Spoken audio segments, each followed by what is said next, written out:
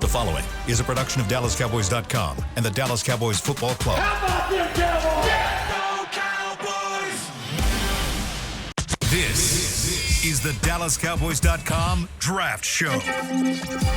Your war room for insider news and draft analysis from deep within the confines of Cowboys headquarters at the Star in Frisco. The Dallas Cowboys select Michael Parsons. Woo! And now, your hosts, Brian Broaddus, Jeff Kavanaugh, Kyle Yeomans, and David Hellman.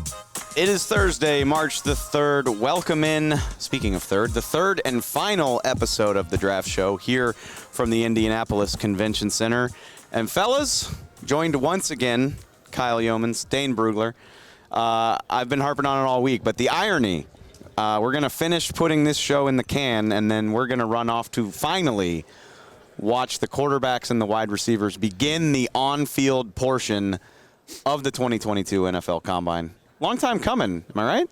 Yeah, it feels like we've been here a month, and now we finally get to see some stuff on the field. But no, this is, there's so much work that goes into the week that we've already done, and now kind of the fruits of our labor. We get to see these guys actually on the field and perform, and we start with a bang with the quarterbacks and receivers and tight ends. So, I know I'm excited to see Kenny Pickett, Malik Willis, the top two quarterbacks. I'm excited to see some of these receivers. How does Treylon Burks run coming in at 225 pounds? How does the gauntlet is so much fun to watch with these receivers, these tight ends. So a lot to look forward to tonight. Is this one of your favorite groups to watch, or is there one that you like in terms of drills that stands out other than pass catchers? I love all my children. Sometimes you have favorites, but no, because it's as soon as this night's over and we go into tomorrow, I want to see the big uglies, the offensive linemen, and that's really helpful to see these guys move. Even though they don't have pads on, they don't have a helmet on, it's good to see them move in space, the movement skills, their hips, their fluidity, their change of direction. That's so helpful, just from a context perspective as we try to paint the most accurate picture of who these guys are. I'm so happy you used the phrase big ugly because let me tell you something. Evan Neal out of Alabama at 6'7", 350. Yeah. Not the case. Not big or ugly. He's out there looking like a maybe a tight end. I don't know. Like, that is the sveltest 6'7", 350-pound man I've ever seen in my life. Well, and he's down to like 335, 330. Okay. He's lost some weight. You would think he's 290, though. Where's Brian Broaddus to say, like throwing a deck chair off the Titanic? Yep. That's what it looked like. He pulled up, and it looked like he could go be running routes today. Yeah, it did. And instead, people were pulling up shirtless pictures of Tyrant Smith, like from training camp, and comparing the two of them, saying like the lean side of it. It's not a bad loss of weight. If anything, it's pretty encouraging to see what he could potentially do there. He's been working with Duke Manyweather in Frisco. Friend of the show. Shout out Duke. To really get his weight down a little bit, get in peak performance mode. And I think it's, the tape is, watching the tape, he's at 350 plus. So, it's what's his comfortable weight? Is it going to be 350? Is it going to be what he's at now? Is it going to be somewhere in between? So, it's that's part of the process with him, is understanding what his best playing weight is. Is that the biggest shock that you anticipated throughout the week so far? Was him walking up? Mine might have been seeing Ike Ekwonu up at the stage for the first time and seing him in person. That dude's a mountain of a man. He's special. He is. He's the build, and then when he opens his mouth, then you know how articulate he is, how smart and sharp he is. Just an awesome guy to talk to, and that wasn't a surprise because I've talked with him before, and I've always been impressed. But yeah, Icky, Evan Neal, some of these other offensive linemen, I thought they came here and they interviewed well, and tomorrow it'll be fun to see them on the field. We won't see Evan Neal on the field, but some of these other guys are working out. We were joking this morning. People bring up Tyrant Smith, and like at this point, the guys that are going to go in this draft were kids when Tyrant Smith was a prospect. Right. I know none of us wants to hear that. He was one of the buzzwords around the area. Yesterday when the tight ends were up there, it was George Kittle, and then the wide receivers, it was Deebo Samuel. Who do you model your game after? Right. Almost every prospect here probably answers that question. Today, a lot of the answers were Tyrant Smith, Zach Martin. Yep. If you were talking to a tackle, you were most likely hearing Tyrant Smith. If you were talking to a guy who had a little position flex or was a guard, it was most likely Zach Martin. A lot of those guys. Tyrant, his combine, that was my first ever combine. Was it 2011? 2011. Yeah, that was my first ever combine because I sat next to 4 kids and a couple of moves ago. Who's the former Cowboys offensive line coach? He's the H. Hudson Houck? Yes, I sat next to him on the plane, and he had this big binder.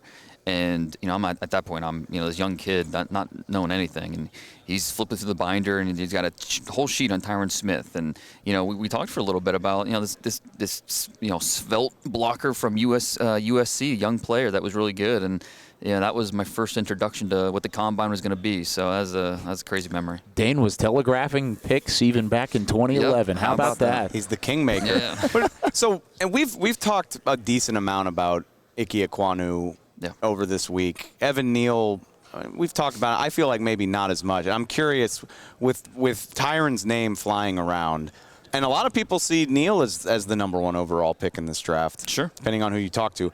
Is it that rare type of athleticism, the idea of like this guy doesn't even look like a tackle? Is that what makes him appealing as a prospect more so than maybe other guys?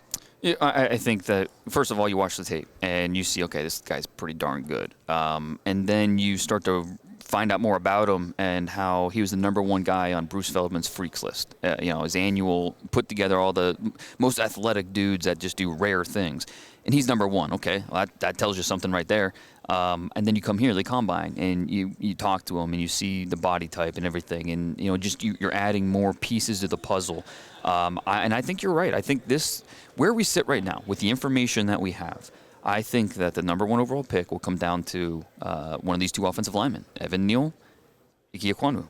One of those 2, with what we know right now. Now, could things change here in the next few weeks? Sure.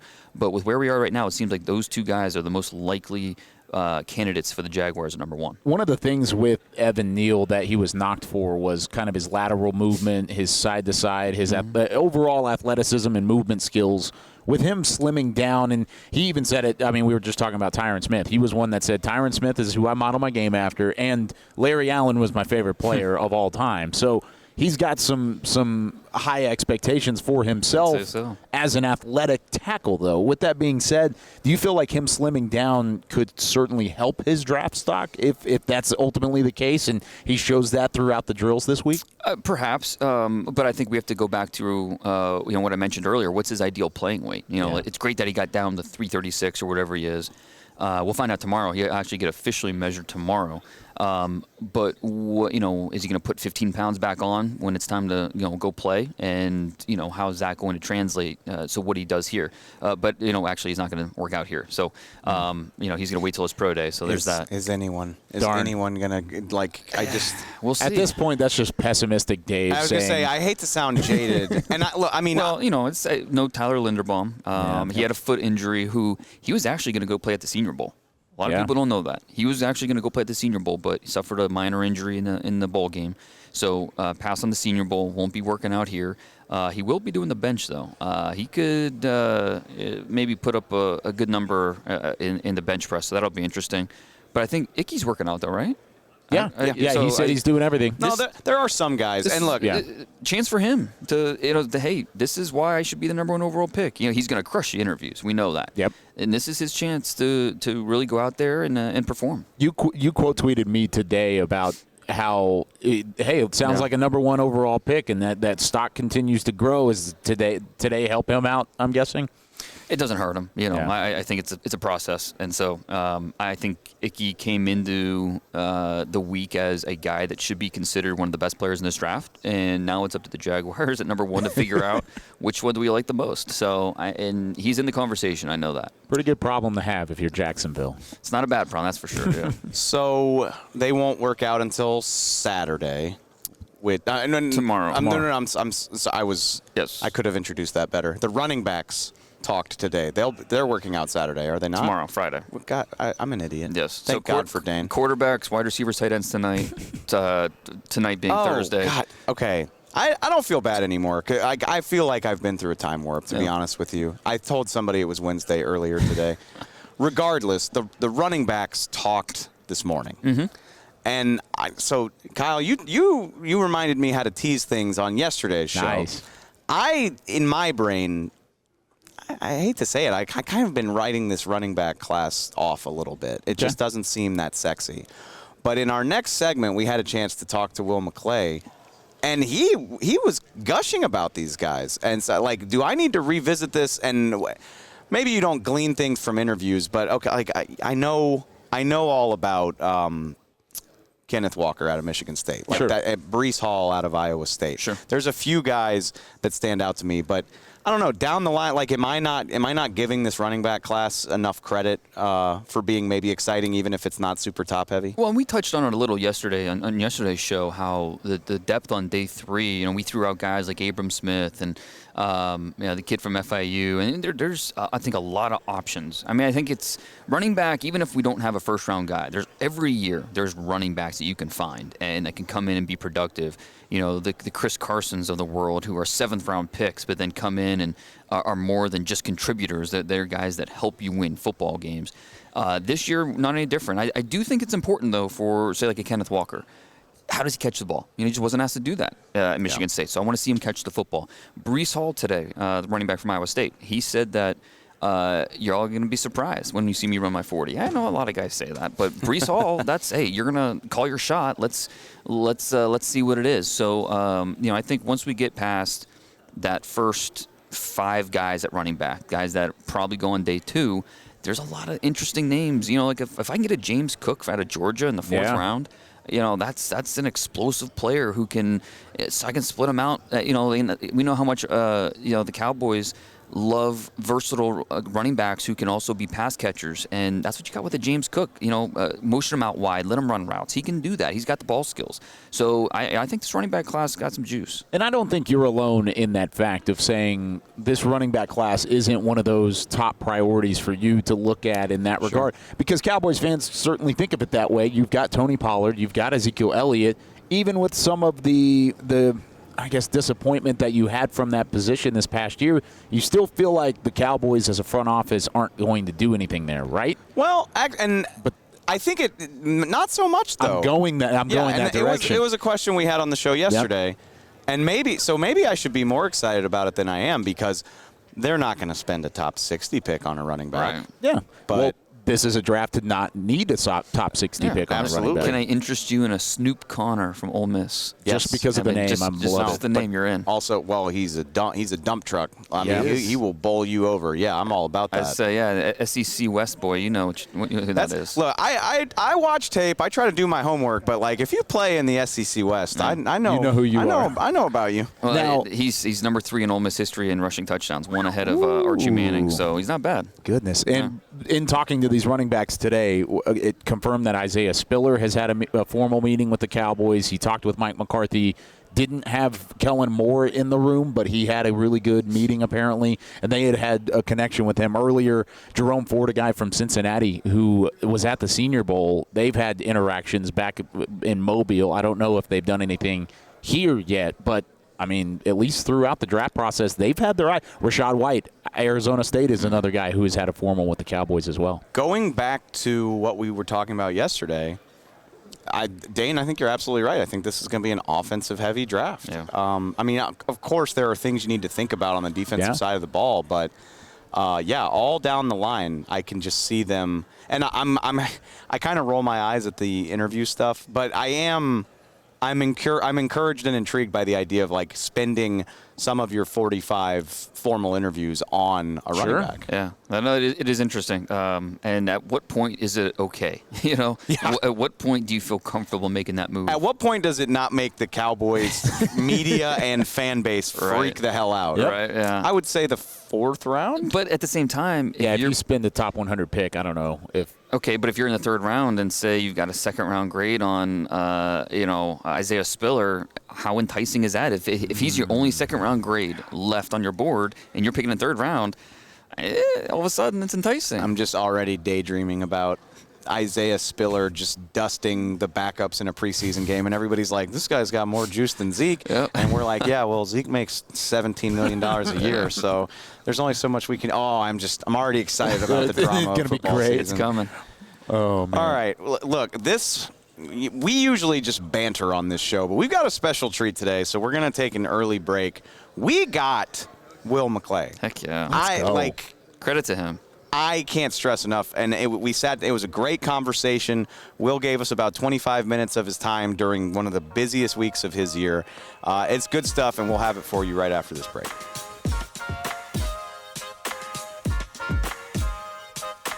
At Smoothie King, we are blending goodness to fuel your greatness. Every blend is crafted to help you achieve your health and fitness goals. Smoothie King uses only whole fruits and organic veggies. You'll never find sugary syrups or artificial flavors, colors, or preservatives. And unlike some other smoothie places, there are 0 grams of added sugar in many of our blends. Smoothie King is proud to be the official smoothie of the Dallas Cowboys. Place your order in the app or online for pickup or delivery. Smoothie King, rule the day. What do you call a group of grown men and women with their faces painted silver and blue who get together every week to share a 3-hour-long ritual of jumping, singing, and toasting Miller Lite in 10-gallon hats while yelling, "How about them Cowboys?" You call it Miller Time in Dallas. Here's to the Cowboys. Here's to the original light beer. It's Miller Time. Celebrate responsibly. 2021 Miller Brewing Company, Fort Worth, Texas.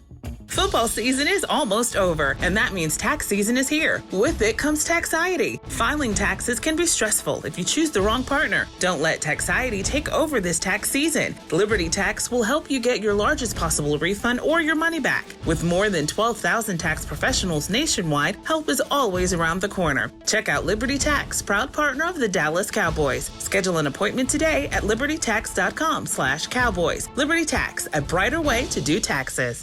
Hey, Cowboys fans, if you're thinking about attending a game this season, visit cowboystravel.com to book your travel package today. Stay at the team hotel, have dinner with a Cowboys legend, and experience AT&T Stadium's exclusive VIP Owners Club. Also, tour the Star, get autographs from your favorite players, and talk X's and O's with me, Mickey Spagnola. The official travel partner of the Dallas Cowboys will take care of all your travel needs. Visit cowboystravel.com. This is the DallasCowboys.com Draft Show. Welcome back to the Draft Show, guys. This is exciting. This is really cool. I mean, we are so. Without further ado, we are joined by Cowboys Executive Vice President of Player Personnel, Will McClay. Will, you've always been very generous with your time after the draft or before the draft. To be sitting down with you at Combine Week, I can't tell you how much that means because you are one busy man, my friend. How you doing? You better be glad you got good co-hosts with you. I know you didn't do it for me. So, and I want to start with that. If you're listening to this show, you know what the Combine's all about. You know why we're here. You know what is happening. But I would love it, and I mean, if you want to tell us who you're talking to, that would be great. But even if you don't want to, as vaguely as possible, I would love it if you could take us through the last 24 hours of your week in terms of what you've been doing, hopping between meetings, fielding calls from the Jones family, fielding calls from Mike McCarthy, talking to prospects. Just what does a day in the life of Will McClay look like at the Combine? The new Combine structure is to make the player experience better, but it doesn't make it better for everybody else. So, like yesterday, we started at, I want to say, 9 o'clock, and so you have these 20-minute block interview formals with the players, and then that was until, I think we went until 12, and then I had, with Steven and Adam and Todd, we had agent meetings till 5, grabbed a quick bite to eat, and then we had interviews starting from 7 last night going through till 11. Went back to my room and watched a little bit of tape and tried to kind of put some things in order and went to sleep, and we were back up here. We had 8 o'clock interviews today. I'm interested in the interview process that you guys go through. Every team is different. We've heard some of the stories kind of surfacing. I mean, the Eagles were shooting buckets or whatever it ended up being. Is there anything out of the ordinary that you guys do from an interview standpoint when you get a player in the room and how you want to test them or get to know them a little bit better? I think, like you said, everybody's got their unique approach. What we try and do is there's the area scout who knows the guy best is in the room. We have the national scout that's, the over-the-top guy, and we'll have our coaches in there. And so we let the coaches lead the interview because they're trying to get to know them a little bit more. And so, they go through and we'll ask them questions. And we typically try to stay on the point of making the guy comfortable, because we want to find out as much as we possibly can about them in those 15, 18 minutes that they give us. So that's the key. And we think the best way to do that is make a guy comfortable, make him talk. And we're going to hit him with some of the issues or concerns that we have, but give them their opportunity to see if the information we've gathered matches maybe what they're representing. Is there kind of a formula, a system that you guys go by in terms of who you want to talk to in Combine Week, and then who else you want to talk to throughout the draft process, maybe in the 30-day visits and something of the sort? We kind of try and sprinkle it through, like if you're, positions of need, and you need all these positions, but we may try and sprinkle in some of the early, mid, late rounds at some of those positions, but then guys at other positions, because you don't know, like last year, you don't know how that board's going to go. So there are people that maybe have some things that we like that we may want to find out a little bit more about. We'll go there. Or if a player's completely clean and all the information's good, maybe will talk to those informals, and then we'll decide who we're going to bring in the 30 visit. There's so much information here at the Combine. I'm interested, you've been coming to the Combine for a lot of years now. How has your perception of some of this, all this data, all this information, has it changed at all? Maybe you valued one drill more so at a certain time, and then over the years you started to value a different drill? I mean, how is the Combine, your evolution of the Combine and your perception of all these drills, all the data, how has that changed? It's changed just from a standpoint of it all still starts with the tape. And then you want to confirm what's on the tape. There's different things at different positions. What I like to do is I try and look at all the movements at the different positions and break them down and then score guys on those different movements. And then if there's something that's different, kind of go back to the tape and see if that's what it is. As far as the different data, it'll be interesting when you get all of it, and how you process it. And really we always look for information to confirm, our thoughts, or maybe we need to look at that a little bit more. You kind of touched on this a minute ago, and no two prospects are the same, right? Like, you're going to have to do more homework on some guys. Some guys are going to be clean. But over the next month or so let me see if I have this right. I mean, pro days start pretty soon after this is over. You're going to start bringing guys in or talk. Are y'all going to be able to bring guys to the facility? Yes, we can bring guys into the facility. Yeah. Will you have a Dallas day this year? Yes, we should have a Dallas day this year. Still waiting to confirm that, but we've got a Dallas day this year where we get to see the local guys. And then early, mid-April, you kind of get in a room and put the board together? Yes. So with all of that stuff still to come, in general, how complete do you feel like a grade is on a player when the Combine's over? Like, how much work is to be done in general in terms of, like, determining how you feel about guys? I think you have a general feeling, and now you want to confirm. It's like you go on 5, 8, 10, 15 dates, however many it is, so you decide who you want to spend the rest of your life with, or at least 4 to 5 years. So we want to try and get more information just to confirm it, because things are continually coming in. You're finding out more about them. You have a general area that you want to put them in. Now it's because of our collaborative process and including the coaches, now we say, okay, who do we collectively like? And there's got to be points in the process where you can get in front of this person, that person, then let's get together and come up with our complete thoughts. With the last couple of years going off of that same fact, not having certain pieces to that puzzle, not having the Combine 1 year, pro days 2 years ago, how much more do you feel like that complete picture is made in a year like this where it's more back to normal? Well, back to Dane's point, like you get all this information. Sometimes you can have too much information and talk yourself out of or into something. Gotcha. So we kind of take the pieces that are most important to us and kind of go through the filter and scrub the filter and make sure we see it all the same way. And adding the expertise of other people within our organization, our mental health, our performance, player programs, who also have more experience in dealing with these players. The unique part about the scouting profession to me is we go out and we gather information on guys, okay? And that's told to us from people, about people. Now we have to figure out from our people how they fit in with the people that are on our team. So I think that's the finishing part of the process. We can all look at how fast they run, their angles, what system they come from, all that, and then how do they fit. But you also got to figure out how the people are going to fit in with the people that you have. obviously every position's different, but do you have a favorite drill here at the Combine? You look at different drills for different positions, but is there one drill that you really like more than others? I think each drill tells you something. Yep. I mean, and that's what it, and we've changed some drills. There are going to be some drills that have, you've seen in the past that are now pulled out. Each drill tells you something. And as far as a favorite one, it's probably cruel. One of my favorite ones is like watching the DBs, and I was a DB, we can't catch when the gauntlet drill.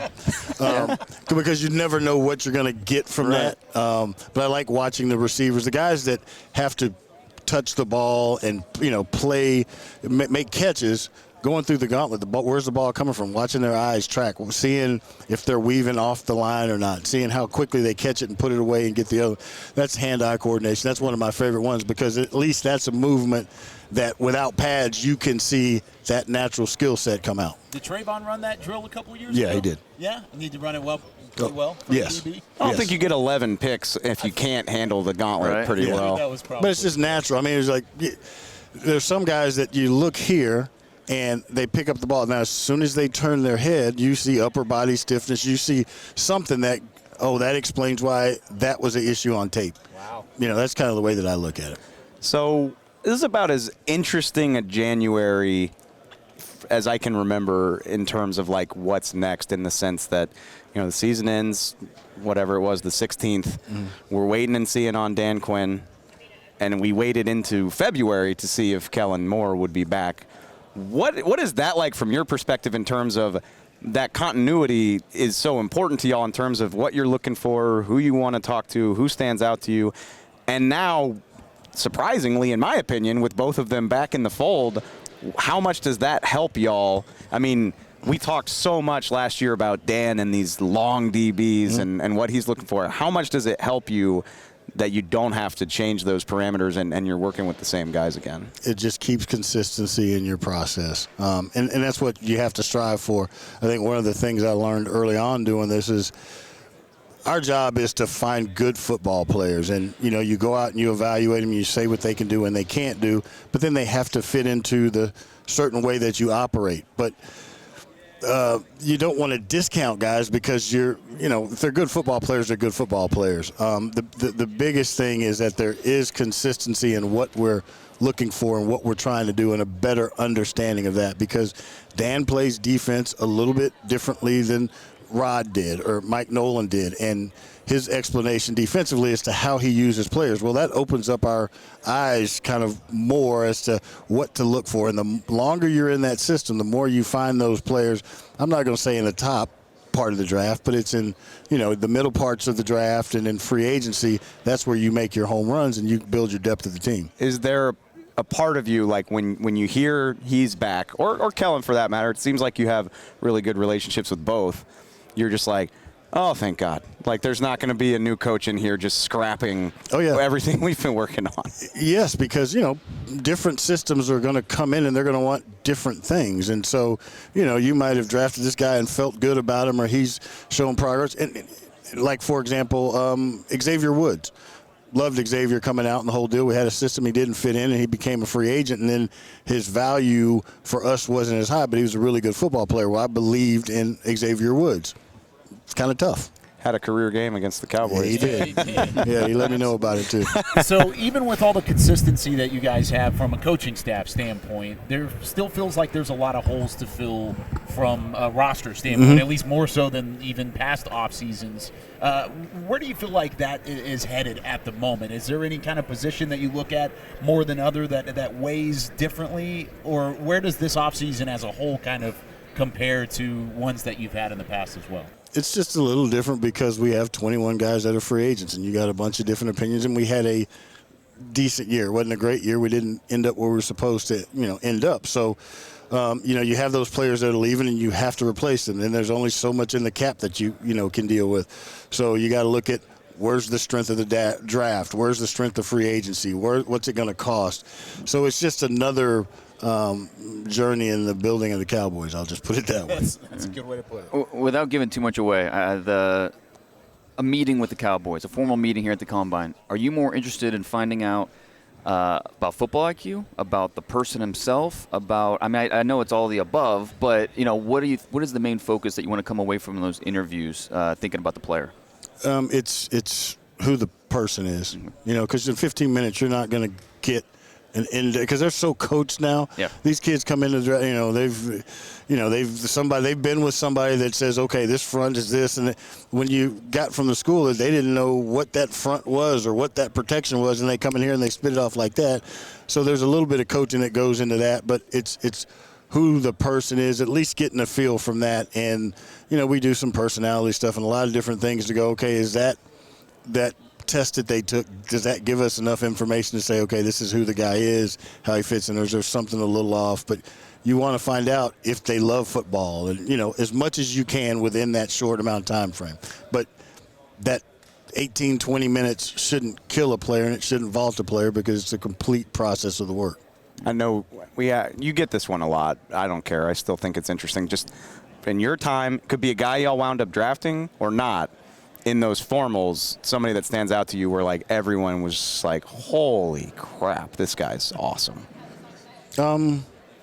Zach Martin. Hall of Famer. That tracks well. Yeah. Dak.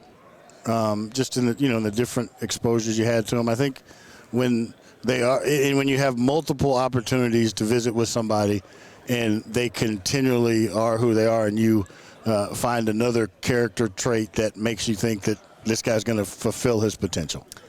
I'm not vain, and I mean, I know y'all don't pay super strict attention to all the stuff that we say, but it all does kind of blend together to some degree, right?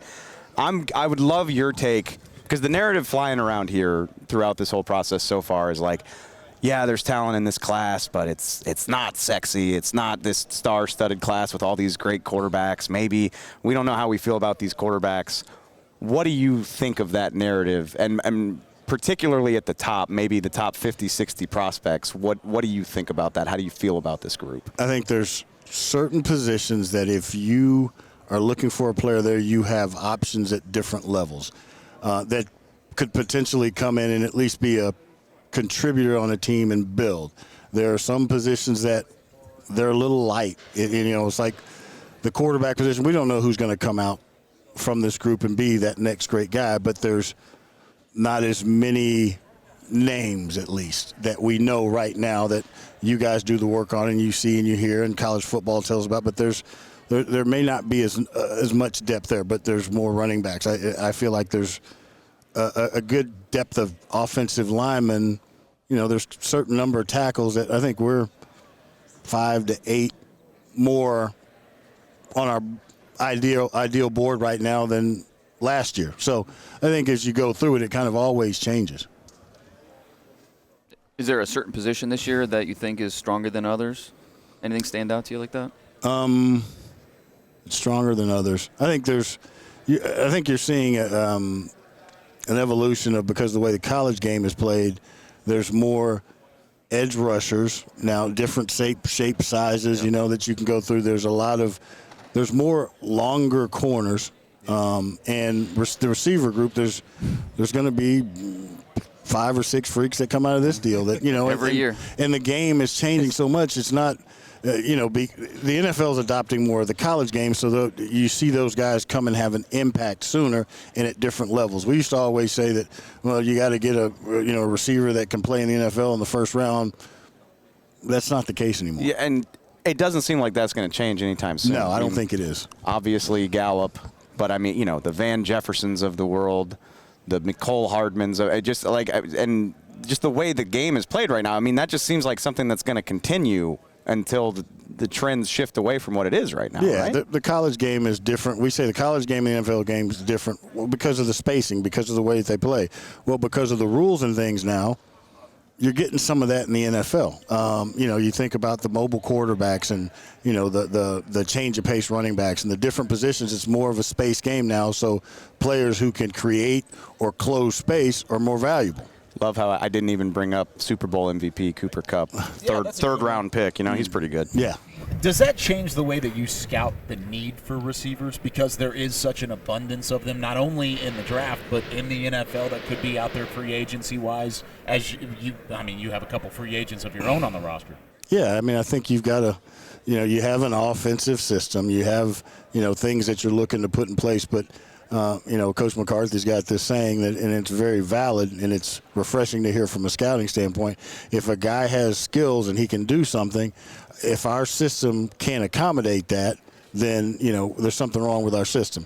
If that's the case, then sometimes your playbook is this big. But if you can find a way to use a space player or, and you can actually show us that, then, there's a value in that guy, but we got to use him that way as well. I know he's a draft guy, but at the same time, that makes us draft guys just beaming. Hearing you I say can that. hear, like, everybody's heart swelling when they hear that, 100%. Yeah, and, it's like for me, and I look at Dane's stuff, I look at, whatever people say, there's half-truths in everything, my dad used to say. And so you look at it, and like your perspective might bring to light something that I may not see. So, but everybody's got their own flavor. Now, at the end of the day, are we going to use that skill set? Does it fit? And what's the value for that skill set? Which this plays into something. I feel like I can hear Cowboy fans shouting at me to ask you. I have to do it. Is it coincidence, positional value, bad luck, whatever reason you want to say as to why the Cowboys haven't invested a big pick in a safety in God knows how long? I think there's often times when you pick and you say you have a value for a guy. We want the guys that you like. Typically we want to, but they're gone by the time we get a chance to pick them. I mean, I'm not going to – you can't force it. And the safety position, and it's changed because there was a different value back in one period of time in the NFL. The safety wasn't valued as high, and then it became a big deal, and then it's not valued as high, and then it's a big deal, okay? Safeties now got to cover tight ends. They got to cover running backs with the way that the game is played. And so you might love them in college. Oh, this guy's great, da-da-da. We may not have that opinion or impression of him based on what you do and the skill set. But it is a value. It's become a more valuable position now with the amount of sub that you play, with the injury. Like, there's not a lot of linebackers, so it'd be great to find safeties that can play down in the box and do some of the roles because you play so much sub defense. So the value of the safety changes now. You think, and I think of J-Ron when you bring that up. Is that kind of like what we were talking about with receiver? Like, are we trending in that direction where that, like, guys like that are becoming more valuable players than maybe they might have been? Yeah, depending upon what you do, yes, I think they become more valuable. And then how you play defense. You brought up J-Ron. Well, he was a safety, and that was a special team safety that did some things and had packages and roles, and he only played X amount, percentage time when he got to the league. He's a good player. You turn on the tape, you see a skill set, and then you see how that skill set fits into your defense, and then you use him that way, and then you get a byproduct of that. And the evolution of safeties, to me, a lot of safeties come in, and because of the NFL game being different than the college game, they make their stones first on special teams, and then they fill a role. On you draft. There's been several safeties drafted high that haven't made an impact. Very right? true. So it's the value. Speaking on safety in a position that may not be as valued as some of those other premium spots in the draft, and you mentioned offensive line earlier, what part of the draft class do you feel like is stronger at this point in the process? Offensive tackle, interior offensive line. Is there one that kind of sticks out between the more detailed side of the offensive line to you guys at this point?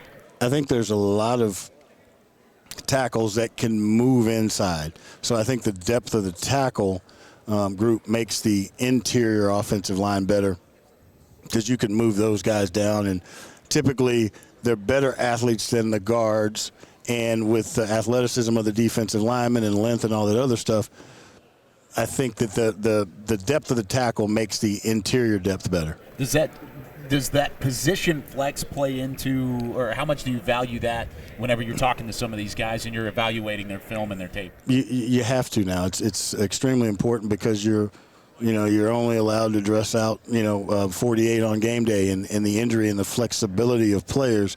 I think that, and it's hard to do. Now, there's some guys that are just tackles, but the flexibility gives you, flexibility on your team in case of injuries and all those things, which is very valid now when you talk about a cap and you talk about 10 to 12 players taking up so much of your cap. It's the flexibility of players that help you have depth and consistency on your team.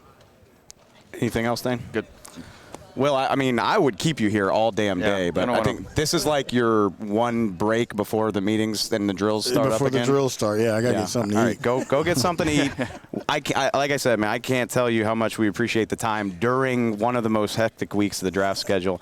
Thank you so much for coming on. And I will say this on air. I appreciate the way that all you guys do your work. Even though I give you a hard time, I got great respect for Dane and Wade, because being in my profession, we're like, oh, these dudes don't know what they're talking about.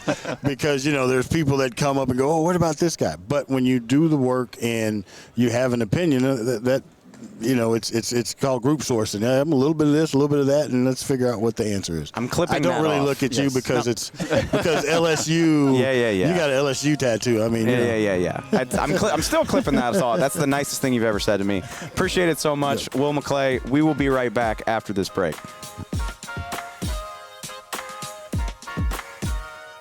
Football season is almost over, and that means tax season is here. With it comes taxiety. Filing taxes can be stressful if you choose the wrong partner. Don't let taxiety take over this tax season. Liberty Tax will help you get your largest possible refund or your money back. With more than 12,000 tax professionals nationwide, help is always around the corner. Check out Liberty Tax, proud partner of the Dallas Cowboys. Schedule an appointment today at libertytax.com/cowboys. Liberty Tax, a brighter way to do taxes. Hey, Cowboys fans, if you're thinking about attending a game this season, visit cowboystravel.com to book your travel package today. Stay at the team hotel, have dinner with a Cowboys legend, and experience AT&T Stadium's exclusive VIP Owners Club. Also, tour the Star, get autographs from your favorite players, and talk X's and O's with me, Mickey Spagnola. The official travel partner of the Dallas Cowboys will take care of all your travel needs. Visit cowboystravel.com. What do you call a group of grown men and women with their faces painted silver and blue who get together every week to share a 3-hour-long ritual of jumping, sinking, and toasting Miller Lite in 10-gallon hats while yelling, "How about them Cowboys?" You call it Miller Time in Dallas. Here's to the Cowboys. Here's to the original light beer. It's Miller Time. Celebrate responsibly. 2021 Miller Brewing Company, Fort Worth, Texas. This is Chad Hennings, former cowboy and proud veteran of the United States Air Force. When my fellow military veterans choose VA, they receive life-changing benefits from the Department of Veterans Affairs. If you are a veteran, you may be eligible for healthcare, education, and training benefits, a home loan guarantee, housing assistance, and more. Choose VA for the benefits you've earned. Visit choose.va.gov to learn more. That's choose.va.gov. This is the DallasCowboys.com Draft Show. Wrapping up our final draft show of the week and our final obligation before we can finally watch some drills. Dane, I promise I'm going to get you out of here quickly. It's not Twitter on the 20. What would you call this? Twitter on the 40? Twitter on the 40. 40. Third segment, whatever it is. I love getting the fans involved in the show. Y'all are what make it successful, so we want to get to some of your questions. And actually, this is fitting. Going back to what we were saying about talking to running backs, Kyle, you were talking about the guys they've had formal interviews with. I haven't heard anything about formals, but I do know, and this is a fun part that maybe we don't talk about enough. Like, you get your 45 formals, and then everybody else, it's a free-for-all. You can, from 8 to 11 at night or in the morning, you can interview as many guys as you want informally during like a 2 or 3 hour stretch. And from everyone I've ever talked to, it's just a free-for-all where like you're like, hey, you come here. Like, we're going to get you after this. Yeah. Oh. I think they moved it out of the train station and into the stadium this year. They need to. Yeah. It's Wild Wild West. I would give anything to watch that. But just to be a fly on the wall for those conversations? There's some awesome. heated conversations in that situation. Yeah. This is a rambling introduction, but I have heard, at least informally, the Cowboys have been talking to down-the-line quarterbacks, not the sexy guys, not the Kenny Pickett's of the world, but this is, it's a position of potential need. Ben DiNucci still hanging around, not a guy that's really shown you a whole lot. Cooper Rush, a free agent, might not be here. So they very conceivably could be a day 3 position to look at, I would guess. So, Dane, how about some day 3 quarterbacks that maybe strike your fancy? The guy that immediately stands out to me is Notre Dame's Jack Cohn. He is a guy that not the most mobile. That's the kind of the big thing with him. Is you wish he was a little more athletic, but his ability to find rhythm in the passing game stands out to me consistently on every single tape that I did of his. And he's a locked-in guy. So you give him the play, he's going to run the play. It's not going to – there's nothing too wild and crazy about what he does, but he's just very efficient, very by the book, great guy to have in your locker room. So if there's a quarterback in this draft that I would look for on day 3 that I guess it depends. Are you looking for an upside guy? You're looking for a guy that you know what you're getting and is going to be a quality addition to your quarterback room? Because if it's the latter, then Cohn's my guy. But I don't think he's ever going to be more than a backup in this league. What about like a guy like Skylar Thompson, who at Kansas State, he put up the career numbers. He had some injury issues, still has the strong arm. He has some mobility to his game as well. Yeah. He kind of fits right in there. He and Cohn are right neck and neck for me, but where is he in maybe that same kind of backup conversation with you? Yeah, I thought he was okay. There wasn't anything I came away from his tape saying, this is a guy I definitely want to bet on, or, look at him and say he's got a pro future, he's going to make a roster. I think if we're going to maybe switch the conversation to who's someone on day 3 that could evolve into something more, develop into something more. Caleb Ellaby from Western Michigan, he's maybe the one guy I'd look at. Junior came out early. I know a lot of scouts were, why are you coming out? And there's no question he could have got better by going back. But he's got talent to work with. I mean, he started as a true freshman at Western Michigan. When things are on time, things go well for him. When things are a little helter-skelter, that's where things break down for him. That's why we're talking about him on day 3. So Caleb Ellaby may be a later round name to keep an eye on if you're looking for a developmental player. This is ironic because this team found a franchise quarterback at pick 135. But if that's what you're looking for, give me the safe Cohn prospect who's never going to be better than that, but at least you feel confident he can provide quality depth. Way more often than not, the guys you draft on day 3 are not going to be Dak Prescott. Right, yeah, I think that's fair. I'm always of the belief that draft a quarterback every year or every other year. It's a lottery ticket. Why not, get a scratcher and scratch off, see what you got. Because you never know. One of these guys with the right system, the right infrastructure, they could turn into something. And so, an E.J. Perry from Brown, not the biggest guy, but he can move well, and he's a really sharp kid, Ivy League, so obviously that intelligence is there. It translates to the football field. So if we're looking for a guy that maybe a little bit of both, you'd think he could be a solid backup, but maybe he could be a little more. E.J. Perry from Brown would be my pick there. Cannonball Cowboy wants to know about one of your Ohio guys that I don't think have talked a whole lot about, Haskell Garrett, Ohio State defensive tackle. I wish I liked him more. He's you get the honest truth on the draft show. Well, yeah, I don't want to lie to you. I mean, he's three technique, but he's just not. He doesn't make enough plays when you watch him on tape.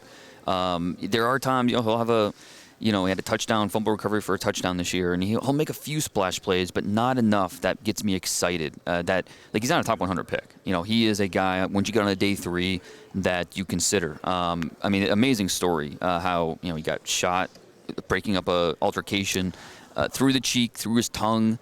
I remember that story. I didn't realize it was Haskell Garrett. Yeah. Yeah, and it happened in July before the 2020 season. And he was making plays by October. He was back on the field. I mean, the coaches were just flabbergasted by the fact that he was able to do that when he had such a traumatic, injury like that had nothing to do with football. A lot of guys aren't going to work their way back from that, but he did, and so all the credit to him. I think when you look at the defensive tackles in this class, he's not one of my top 10 guys. So not someone I think is a top 100 player.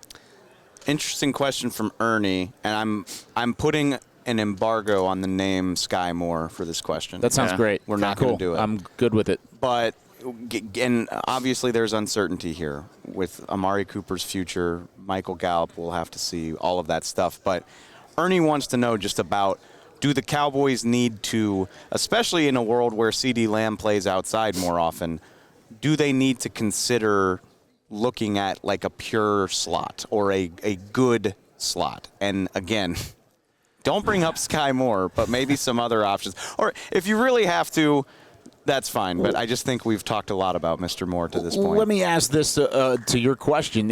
Is CeeDee Lamb not a valuable person to put in the slot, or you just want him to play outside again, 100% of the time? It's just a hard thing to talk about right now because we don't know. But, if Amari's not on this team. Then CeeDee's probably going to be outside. Or if Michael Gallup signs elsewhere. And CeeDee Lamb can play outside.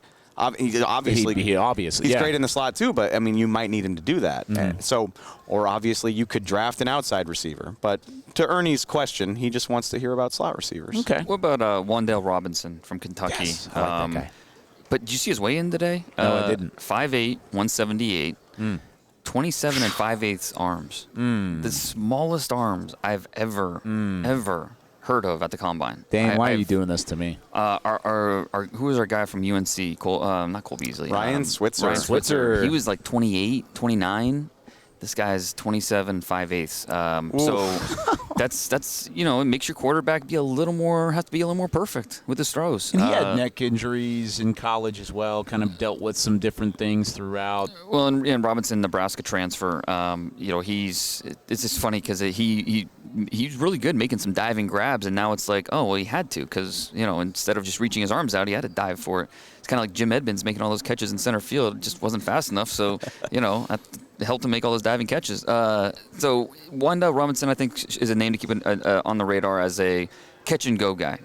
You want him working the middle of the field, find those soft zones, let him he's really efficient with his ability to pluck and then become a ball carrier and do something after the catch. But those size dimensions kind of scare you a little bit. I was reading the wrong line. He had no neck injury. I want to just go ahead and take that out of the way. Fair Dane enough. just went straight past my dumb comment, and I'm thankful for that. Nah, man. He was like, no, he never had any injuries. I was going to talk to you afterwards. I'm like, we're going to have to talk. You're going to have to let me know. Fill me in. I read the wrong line. He's like, that's on me. I wrote the blurb on this guy in October. I know what I'm talking Were you reading about. Justin Ross? Yeah, maybe? yeah, he's right below him, so that's what I was doing. Right. Look, we've all had a long week here at the Combine. Darn. It's okay. I like Wandel Robinson as a true slot guy, and there's a couple guys in that mix. Calvin Austin III is more of a smaller guy as well. If you wanted to kind of throw small, speedy, just lightning bolts of receivers, we saw him out in Mobile. Alec Pierce could potentially play in the slot no, never mind. I'm reading the wrong line again. I am sorry. Get it together, Goodness Kyle. gracious. I think that above all, you want guys that can play like a CeeDee Lamb who can play inside, play outside. Like you give your offense flexibility. Mm-hmm. So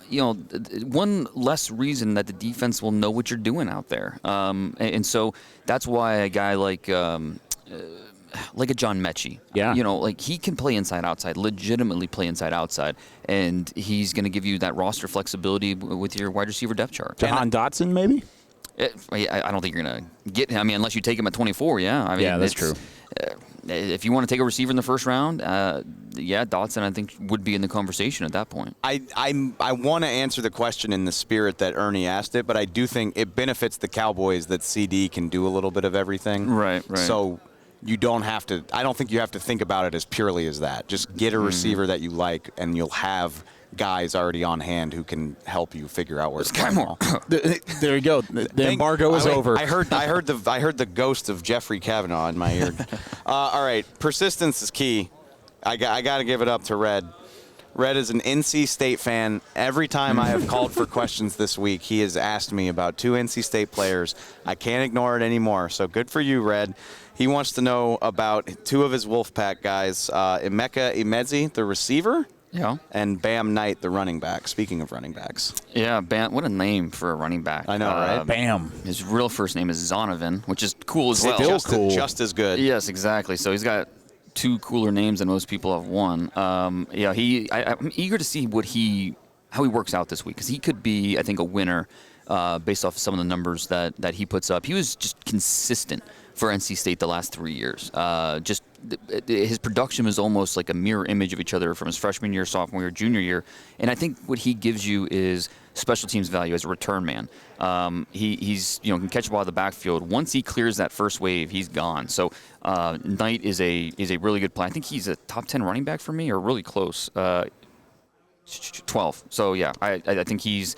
We just talked about, once you get into that day 3 range, he's one of those guys that I think you're going to get really excited about possibly adding to your club.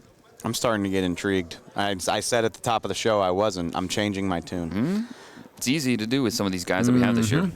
All right, we'll finish this off with this. And we've talked about him before. I think there's a handful of lightning rod prospects in this draft, and Jordan Davis is definitely one of them. Right.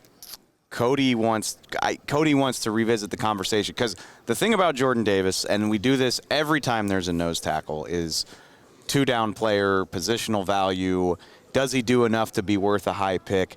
And Cody's question is more along the lines of, if he's amazing at what he does it matter if he has limitations? And Dane, I don't think we've talked to you about Jordan Davis. Do you think he has those limitations? Is he that type of nose tackle type of guy that's worth spending that high of a pick on, in your opinion? It's a very loaded conversation, because I think it depends on how much you're going to play him. The big difference between Jordan Davis, his junior year to his senior year, he dropped from 30-some snaps a game on defense to 24 snaps a game on defense.